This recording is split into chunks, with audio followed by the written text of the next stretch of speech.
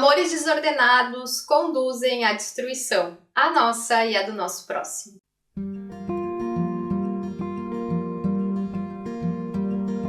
Olá, eu sou a Dani Cadori, eu sou teóloga, design de moda, escritora e criadora de conteúdo, e aqui na internet eu compartilho sobre Jesus e a palavra, e nesse momento em especial nós estamos estudando juntas as mulheres da Bíblia e hoje nós vamos estudar sobre Dalila. Dalila é mencionada no livro de Juízes, no capítulo 16, e a história dela está completamente entrelaçada com a história de Sansão. Então, antes da gente falar sobre Dalila, eu quero fazer um recorte para a gente falar sobre as mulheres que a Bíblia nos diz que Sansão teve. A primeira mulher de Sansão aparece no capítulo 14 de Juízes, e ela é a mulher que Sansão decidiu se casar, mesmo ela não sendo alguém que pertencia ao seu povo. Os seus pais questionaram essa escolha de Sansão.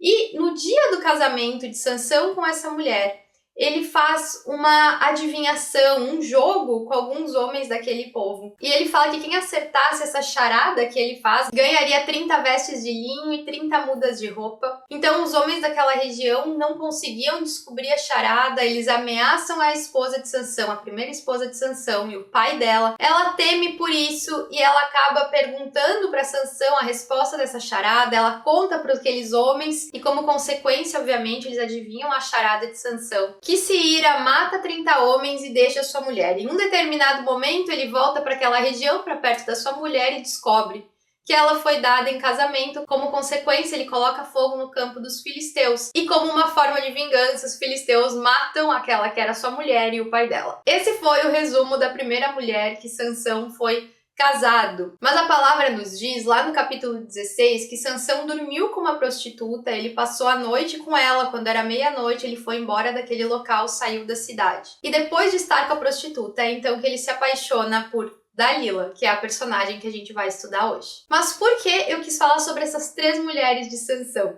Porque muitas vezes a história de Sansão é contada como se todas as ações fossem pertencentes à mesma mulher. Como se Dalila fosse aquela que ele casou e teve o conflito na festa, como se Dalila também fosse uma prostituta, e não é isso que acontece. Nós precisamos ter muito claro que são mulheres distintas e Sansão esteve com essas 3 mulheres. Então, como eu já mencionei, depois de ter estado com a prostituta, a palavra nos diz que Sansão se apaixona por Dalila. E sabendo que Sansão estava apaixonado por Dalila, os líderes filisteus vão até ela com uma proposta. Eu quero ler com vocês. Os líderes dos filisteus foram dizer a ela: veja se você consegue induzi-lo a mostrar-lhe o segredo da sua grande força, e como poderemos dominá-lo, para que amarremos e subjuguemos. Cada um de nós dará a você 13 quilos de prata. Esses 13 quilos de prata que Dalila iria receber representam mais ou menos 550 salários anuais. Então você pensa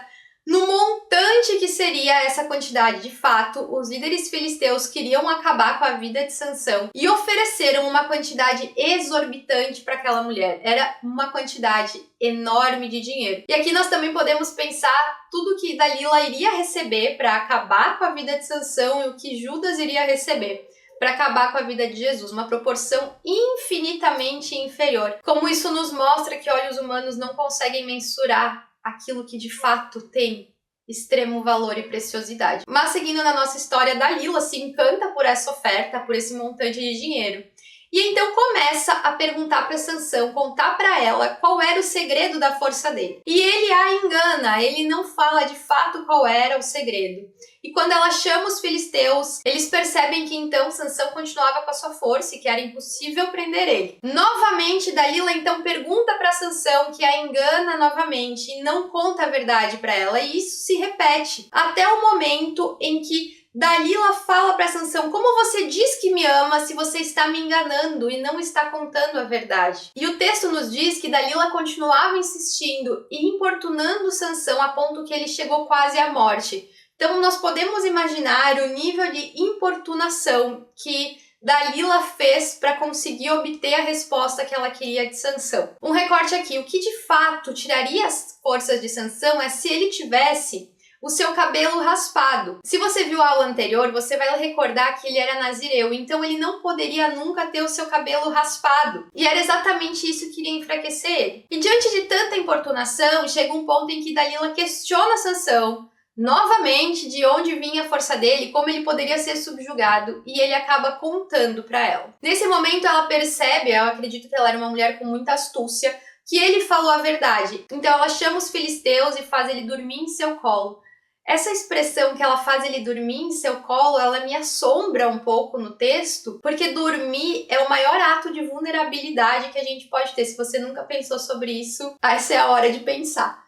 Quando nós dormimos, nós não temos controle nem sobre o que nós estamos vendo e escutando, o que acontece ao nosso redor, nós nos tornamos completamente vulneráveis. E Dalila fez com que Sansão ficasse completamente vulnerável, para que então os filisteus cortassem o seu cabelo e o subjugassem. Ela de fato trai ele. Talvez se você conhece mais sobre esse texto, você que se questione por que era o cabelo que faria que o voto fosse de fato quebrado, e não os outros momentos, quando ele, por exemplo, comeu o mel do corpo do leão, algo impuro que ele também não poderia fazer por ser nazireu. Mas a questão é que os outros votos poderiam ser resolvidos mediante arrependimento, esse voto não. Então, nesse momento, quando ele tem o seu cabelo cortado, ele também perde as suas forças. O voto é quebrado. E então, sem forças, ele é capturado pelos filisteus, ele tem os seus 2 olhos perfurados. Ele é levado para uma prisão onde sua função é ficar girando um moinho. E chega uma determinada festa que os filisteus resolvem se divertir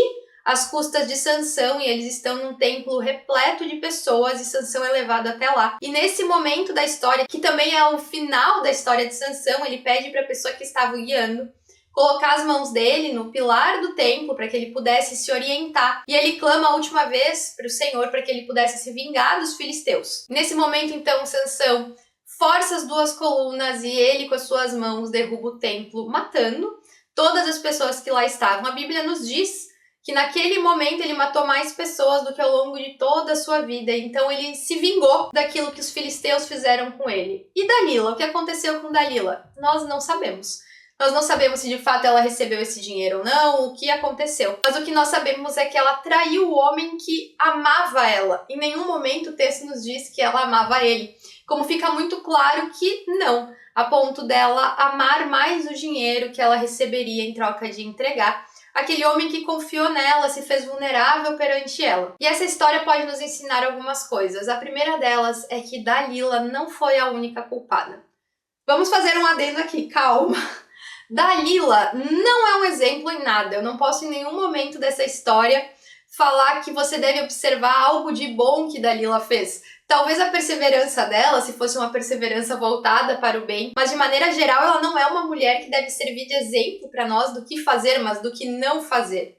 Mas é impossível nós olharmos para esse texto e não identificarmos uma parcela de culpa de Sansão. E por que eu digo isso? Porque eu já escutei muitas pessoas, ao explicar essa passagem, colocando Dalila como uma mulher extremamente usurpadora, manipuladora, é o que eu acredito que ela era. E Sansão como um homem ingênuo e fácil de ser enganado. Mas quando nós olhamos os outros textos da Bíblia, se você olhou a aula anterior, você viu que desde o início da sua história, Sansão ele teve um problema com mulheres. Você viu que Sansão ele não se desviou do seu voto e ele não rompeu com o seu voto quando conheceu Dalila. Anteriormente, ele já tinha demonstrado desprezo para o voto que ele tinha. E também quando ele decide se casar com a primeira mulher, que não era pertencente do seu povo.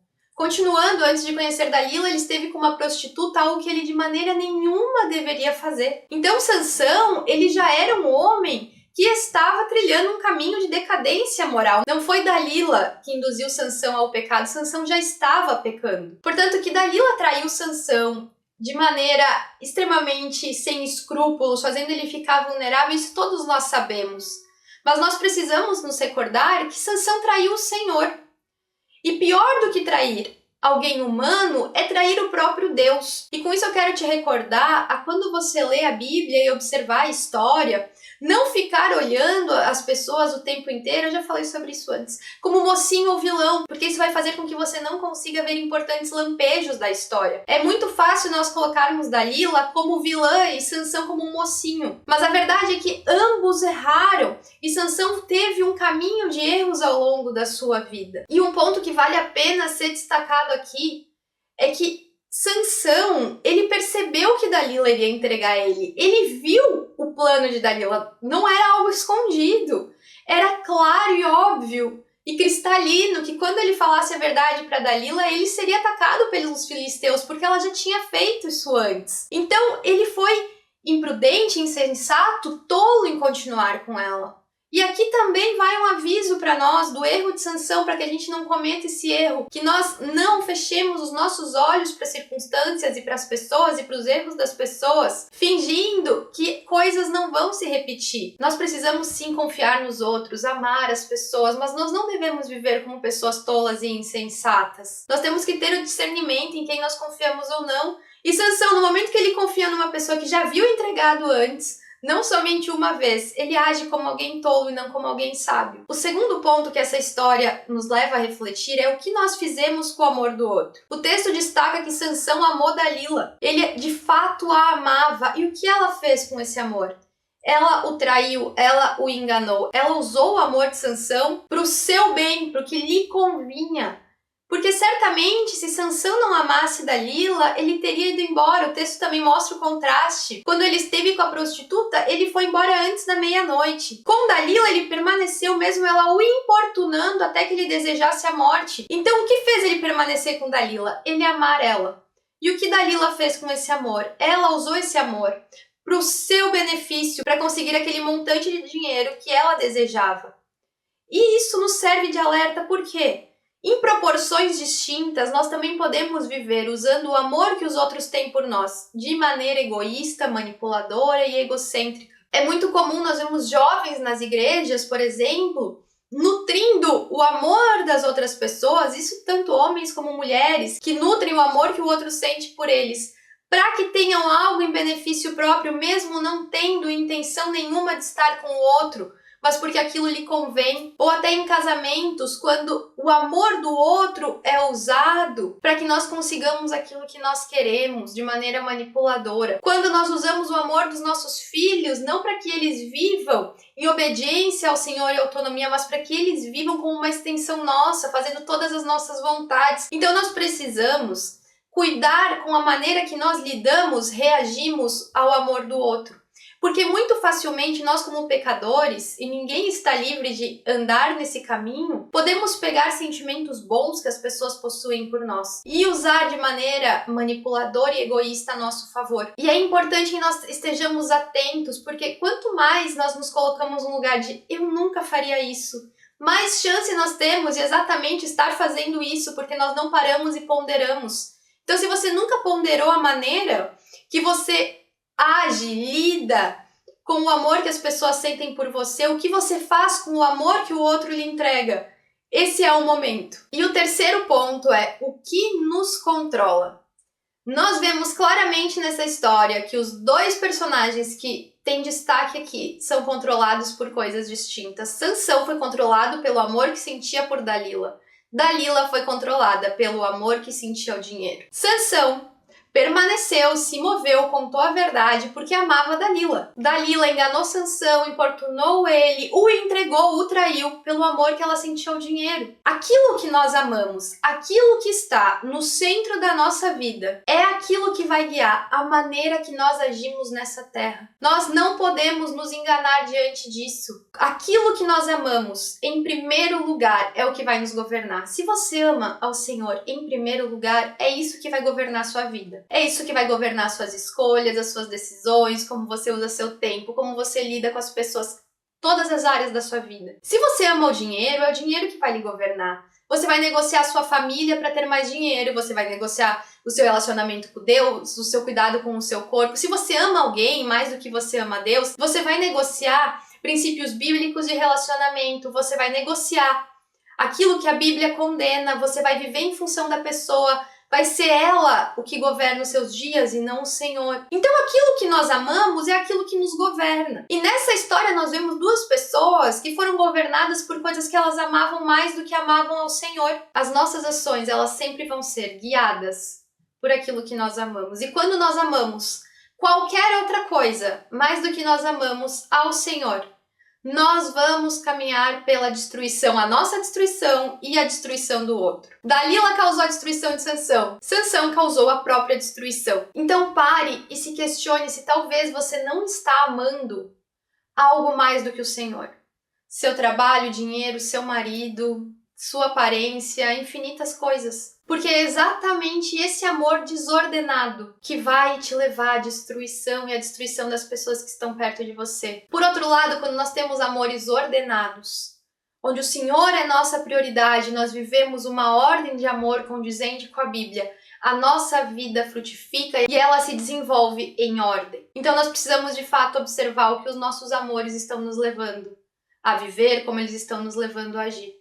Porque talvez toda a desordem, caos e destruição que nós vemos na nossa vida hoje, nesse presente momento, está sendo causado por amores desordenados a outras pessoas ou outras coisas. Quando Deus deixa de ser a prioridade, o centro da nossa vida, aquilo que nos orienta como nós devemos seguir a nossa bússola, nós vamos nos desviar do caminho e trilhar pela destruição. A história de Sansão e Dalila nos recorda a importância de nós termos Deus no centro da nossa vida, de nós termos amores ordenados, de nós não agirmos de maneira gananciosa e também não de maneira tola.